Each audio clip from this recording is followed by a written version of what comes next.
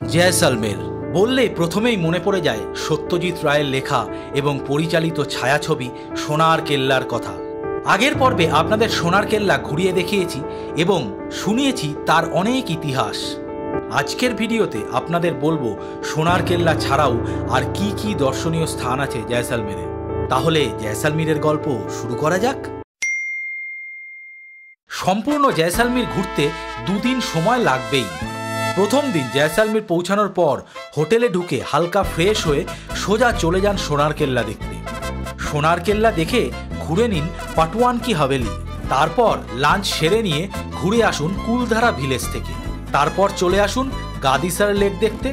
সেখানে ইচ্ছে থাকলে বোটিং করতে পারেন এবং লাইট অ্যান্ড সাউন্ডটা দেখবেন অবশ্যই। তারপর শপিং পর্ব। দ্বিতীয় দিন সকাল সকাল বেরিয়ে পড়ুন তানট মাতা মন্দিরের উদ্দেশ্যে। 120 কিলোমিটার পথ যেতে সময় লাগবে 2 থেকে 3 ঘন্টা। তানট মাতার দর্শন করে সেখান থেকে লঞ্জিওয়াল বর্ডারের ফর্ম ফিল আপ করে পাস নিয়ে বর্ডারটি ঘুরে দেখুন। তারপর সেখান থেকে চলে আসুন জয়সলমীরের সবথেকে হ্যাপেনিং প্লেস ডেজার্ট ক্যাম্পে। দ্বিতীয় দিনের রাতটা কাটবে এই ডেজার্ট ক্যাম্পেই। জয়সলমীরের প্ল্যান তো বলেই দিলাম, তাহলে কি ভিডিও শেষ হয়ে গেল? আরে ঘাবড়াচ্ছেন কেন? এই তো কলির সন্ধে হলো। রাজস্থান রোড ট্রিপ সিরিজের আগের পর্বে অর্থাৎ এপিসোড 5 পার্ট 1-এ আপনারা চাক্ষুষ করেছেন সোনার কেল্লা। সোনার কেল্লা দেখে আমরা চলে গেলাম পাটওয়ান কি হাভেলি দেখতে। এই জায়গাটিকে হাভেলি পাড়াও বলতে পারেন। দুপাশে শুধু হাভেলিরা ডাকাডাকি করছে, এ বলছে আমায় দেখ, তো বলছে আমায় দেখ।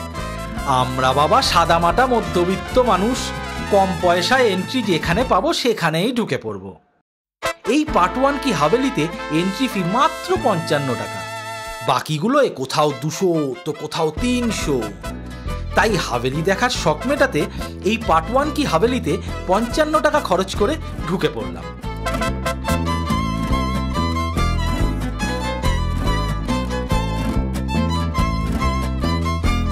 পাটওয়ান কি হাভেলি, যা ব্রোকেট ব্যবসায়ীদের প্রাসাদ নামেও পরিচিত, রাজস্থানের জয়সলমীরে অবস্থিত একটি বিখ্যাত ঐতিহাসিক স্থান। এটি মূলত 5টি ছোট হাভেলির একটি সংগ্রহ, যেগুলি 1900 শতাব্দীর প্রথম দিকে নির্মিত হয়েছিল। গুমানচাঁদ পাটওয়া নামক এক ধনী ব্যবসায়ী তার 5 ছেলের জন্য এই হাভেলিগুলি তৈরি করিয়েছিলেন। এই হাভেলিগুলি জটিল খোদাই এবং সূক্ষ্ম পাথরের কাজের জন্য বিখ্যাত, যা রাজপুত এবং মুঘল স্থাপত্যের মিশ্রণ। প্রথম হাভেলিটি তৈরি হতে প্রায় 50 বছর লেগেছিল। এই হাভেলিগুলিতে আপনারা রাজপুত এবং মুঘল স্থাপত্যের সংমিশ্রণ দেখতে পাবেন। প্রথম হাভেলিটি তৈরি হতে প্রায় 50 বছর সময় লেগেছিল এবং 5টি হাভেলি তৈরি হতে কয়েক দশক সময় লেগেছিল। এই হাভেলিগুলি শুধু স্থাপত্যের দিক থেকেই গুরুত্বপূর্ণ নয়, বরং জয়সলমেরের সমৃদ্ধ ইতিহাস এবং সংস্কৃতিরও প্রতীক। বর্তমানে হাভেলিগুলির মধ্যে প্রথমটিকে জাদুঘরে রূপান্তরিত করা হয়েছে, যেটি পর্যটকদের জন্য উন্মুক্ত। জয়সলমীরে আরও কয়েকটি বিখ্যাত হাভেলি রয়েছে, যেমন সেলিম সিং কি হাভেলি এবং নাথমাল কি হাভেলি, যা এই অঞ্চলের স্থাপত্য ঐতিহ্যকে তুলে ধরে। এখানে এসে আপনি আপনার প্রিয়তমকে বলতেই পারেন, আও কভি হাভেলি পে। তবে হাভেলিগুলোর যা করুণ দশা, তাতে এসেও বা কি হবে কে জানে।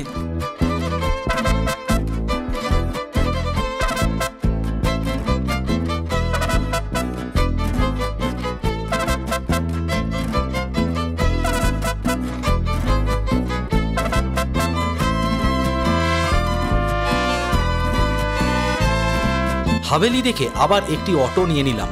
সোনার কেল্লার পার্কিংয়ের সামনে গাড়ি রাখা আছে আমাদের। অটো ভাড়া এখানে ফিক্সড 150 টাকায় একটি অটো।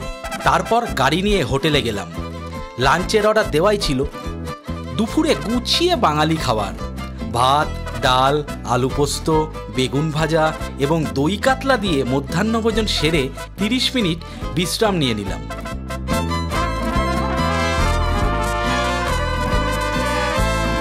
তারপর আবার বেরিয়ে পড়লাম কুলধারা গ্রামের উদ্দেশ্যে। জয়সলমীর ফোর্ট থেকে কুলধারা গ্রামের দূরত্ব 20 কিলোমিটার মতো। পৌঁছাতে সময় লাগে প্রায় 30 মিনিট। এখানে গাড়ি পার্কিংয়ের চার্জ 50 টাকা এবং এন্ট্রি ফি 20 টাকা জন প্রতি। এই আমরা চলে আসলাম কুলধারা ভিলেজে। এই হচ্ছে কুলধারার এন্ট্রি গেট। এখান থেকে টিকিট কাটতে হয়। কুলধারা রাজস্থানের জয়সালমীরে অবস্থিত একটি পরিত্যক্ত গ্রাম। প্রায় 300 বছর আগে 1300 শতাব্দীর কাছাকাছি সময়ে পালিওয়াল ব্রাহ্মণরা তৈরি করেন এই গ্রাম। এরা ছিলেন মূলত ব্যবসায়ী ও কৃষিবিদ, যারা মরুভূমির প্রতিকূল পরিবেশে কৃষিকাজ করে গ্রামটিকে সমৃদ্ধশালী করে তুলেছিলেন। স্থানীয় কিংবদন্তি অনুসারে এই গ্রামের প্রধানের মেয়ে ছিলেন অপূর্ব সুন্দরী। সেই কারণে জয়সালমীরের এক প্রভাবশালী মন্ত্রী সেলিম সিং, যিনি রাজ্যবাসীর কাছ থেকে খাজনা আদায় করতেন এবং অনাদায়ে অত্যাচার করতেন, গ্রামের প্রধানের মেয়েকে জোর করে বিয়ে করতে চেয়েছিলেন। গ্রামবাসী তার এই প্রস্তাব প্রত্যাখ্যান করলে সেলিম সিং তাদের উপর অকথ্য অত্যাচার শুরু করেন এবং হুমকি দেন তিনি কন্যাকে বলপূর্বক বিবাহ করবেন।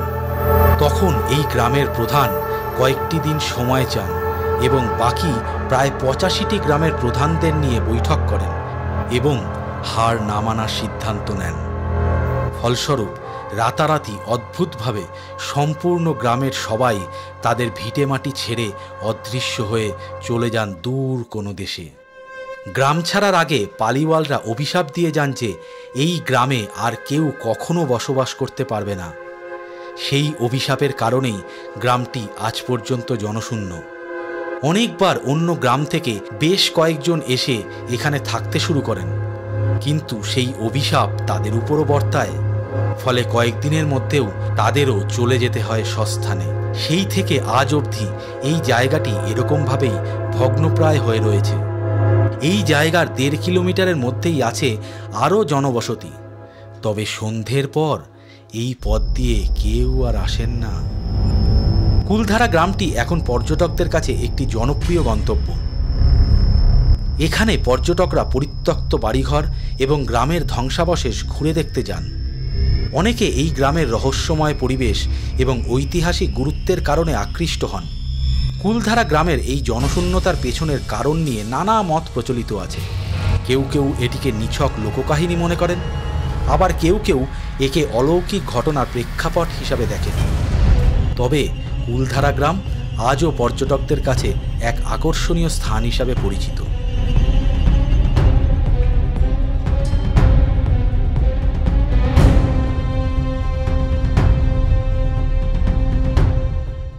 কুলধারা গ্রাম থেকে আমরা এগিয়ে গেলাম আমাদের পরবর্তী গন্তব্য গাদিসার লেকে। এই 21 কিলোমিটার পথ যেতে সময় লাগলো 30 মিনিট মতো।